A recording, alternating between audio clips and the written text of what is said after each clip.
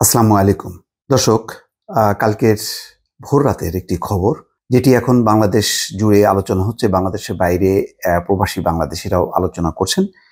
সেটি হচ্ছে জেনারেল আজিজ এবং তার পরিবারের উপর মার্কিন ভিসা নিষেধাজ্ঞা। হঠাৎ করে কেন এই নিষেধাজ্ঞার খবরটি আসলো এবং কেন যুক্তরাষ্ট্র এটি নিষেধাজ্ঞাটি আরোপ করলো, এবং এই খবরটি একেবারে তাদের ওয়েবসাইটে প্রকাশ করা হয়েছে ম্যাথিউ মিলারের বিবৃতি আকারে। সেটি নিয়ে যথেষ্ট চাঞ্চল্য তৈরি হয়েছে এবং সবচেয়ে অবাক কাণ্ড যে সাম্প্রতিক সময় ডোনাল্ড লু সফর করার পর সরকারি মহল যথেষ্ট উচ্ছ্বসিত ছিল। বলা হচ্ছিল যে নির্বাচন, মানবাধিকার, অন্য কোনো ইস্যু নয়, যুক্তরাষ্ট্রের একটাই লক্ষ্য। তারা অতীতে যেই ধরনের ইস্যু নিয়ে কাজ করেছে তাতে সরকার বিব্রত হয়েছে, সুতরাং এখন তারা আগামীতে সরকারের সঙ্গে কাজ করতে চায়। সুতরাং ডোনাল্ড লুর এই সফর মূলত সরকারের সাথে সম্পর্ক উন্নয়নের জন্য, এবং এটি বেশ জোরে সোরে ওবায়দুল কাদের বলেছেন। পররাষ্ট্রমন্ত্রী তো রীতিমতো বলেছেন যে লু ঢাকা সফর করে যাওয়ায় বিএনপির মাথা ঘুরে গেছে, এমন মন্তব্য করেছেন। খুবই তুচ্ছ তাচ্ছিল্য করে কথা বলেছে। তবে মার্কিন যুক্তরাষ্ট্রের উপর একটু ক্ষোভ, সেটাও তারা পাশাপাশি প্রকাশ করেছে, এটাও সত্য। বলছে যে মার্কিন নিষেধাজ্ঞা বাংলাদেশ পরোয়া করে না।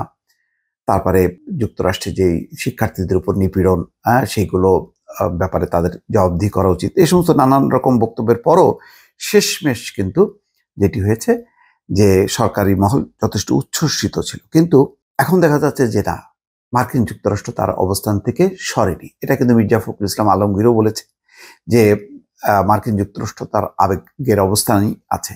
ওবায়দুল কাদের আবার বলেছেন যে মির্জা ফখরুল ইসলাম আলমগীর এই খবরটি কিভাবে জানেন যে মার্কিন যুক্তরাষ্ট্র আগের অবস্থানই আছেন। এরকম প্রশ্নও কিন্তু ওবায়দুল কাদের করেছিল। কিন্তু সাধারণের মাঝে একটা দোদুল্যমান ছিল যে নির্বাচন এইভাবে হয়ে গেল, তারপরে মার্কিন যুক্তরাষ্ট্র চুপচাপ আছে। তার মানে মার্কিন যুক্তরাষ্ট্র আসলে নির্বাচন, মানবাধিকার, এগুলো হলো কথার কথা, তারা কিছু স্বার্থ উদ্ধার করতে চায়।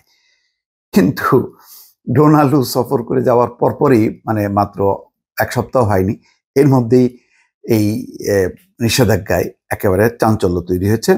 মানব জমিন একটি রিপোর্ট করেছে, সেখানে তারা বলছে সাবেক সেনাপ্রধান জেনারেল আজিজ আহমেদের উপর মার্কিন নিষেধাজ্ঞার খবরে ব্যাপক চাঞ্চল্য সৃষ্টি হয়েছে বাংলাদেশে। মার্কিন যুক্তরাষ্ট্র থেকে খবরটি এসেছে ভোর রাতে। তখন বাংলাদেশের মানুষ সবাই ঘুমিয়ে, ঘুম থেকে উঠে তারা এই আলোড়ন সৃষ্টিকারী খবরটি দেখতে পান। জেনারেল আজিজ ক্ষমতার অপব্যবহার ও দুর্নীতি নিয়ে বরাবরই আলোচিত ছিলেন। যুক্তরাষ্ট্র অনেক আগেই তার উপর নজর রাখছিল। ডোনাল্ড লুর সাম্প্রতিক ঢাকা সফরের পর সবাই ধারণা করেছিলেন যুক্তরাষ্ট্রের সঙ্গে বোধ করি সব ভুল বোঝাবুঝির অবসান হয়েছে, কিন্তু যুক্তরাষ্ট্র যে তার নীতিতে অটল থাকে এটা তারই প্রমাণ। বিভিন্ন মহলের সঙ্গে বৈঠকের সময় ডোনাল্ড লু আরও কিছু বিষয় ইঙ্গিত করেছেন। তার সফরের পর সরকারি মহলে যথেষ্ট উচ্ছ্বাস ছিল। ডোনাল্ড লু কিন্তু বলছেন যে মানবাধিকার, গণতন্ত্র এটা হচ্ছে তাদের মৌলিক অঙ্গীকার, এই অঙ্গীকার থেকে তারা পিছিয়ে আসছে না, এবং বলছে যে তারা ভারতের দৃষ্টিতে বাংলাদেশকে দেখে এটা খুবই হাস্যকর বিষয়, তারা তাদের দৃষ্টিতেই দেখে।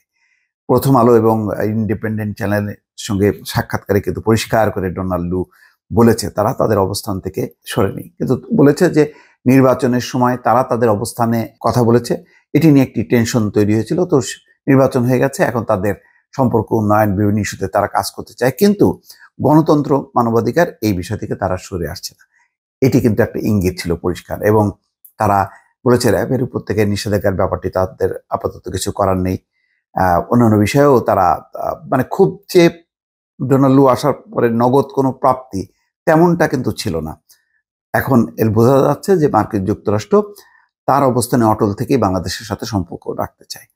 যাই হোক, ডোনাল্ড লু সফরের সময় বলা হচ্ছিল যে যুক্তরাষ্ট্র দু দেশের সম্পর্ক উন্নয়নে অবিরাম কাজ করে যাচ্ছে। নানা সূত্রের খবর, পরবর্তী নিষেধাজ্ঞা আসতে পারে টাকা যারা পাচার করেছেন তাদের উপর, যদিও এর সুনির্দিষ্ট তথ্য জানা নেই। ওদিকে আসলে জেনারেল আজিজের ভিসা বাতিল হয় 2021 সালে, তখন তার পরিবারের সদস্যদের ভিসা বাতিলের খবর ছিল না।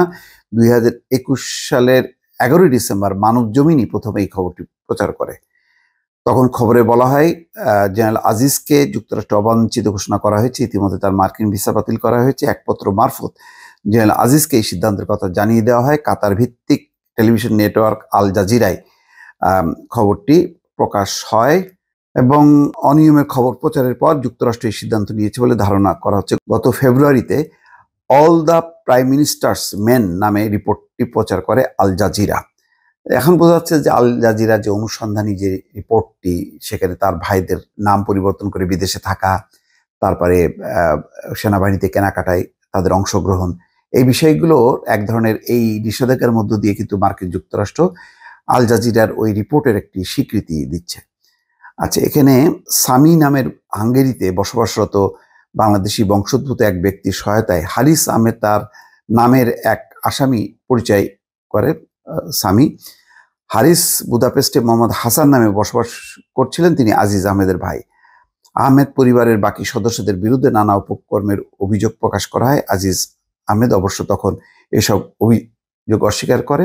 2021 সালের 24শে জুন অবসরে যান। 2021 সালের 24শে জুন অবসরে যাওয়ার পর আজ 24-এর প্রায় জুন মাস সমাগত, মে মাসে। কিন্তু তারপরে দেখেন এত দিন তারা অনুসন্ধান করেছে, তথ্য প্রমাণ নিয়ে তারপরে তারা ফাইনালি ভিসা স্যাংশন জারি করেছে। সেখানে মাঝখানে ডয়েচে ভেলের সঙ্গে সাক্ষাৎকারে প্রতিটি পয়েন্টই জেনারেল আজিজ দৃঢ়তার সঙ্গে অভিযোগ অস্বীকার করেছে। কিন্তু আল জাজিরার যেই বক্তব্য, তথ্য, সেগুলো এই নিষেধাজ্ঞার মধ্য দিয়ে আবার কিন্তু সেটি প্রমাণিত হলো। ফলে রাজনীতির অঙ্গন, কূটনীতির অঙ্গনে এখন এই বিষয়টি ব্যাপকভাবে আলোচনার হচ্ছে এবং এটি চলবে আশা করা যায়। দর্শক ভালো থাকবেন। আল্লাহ হাফেজ।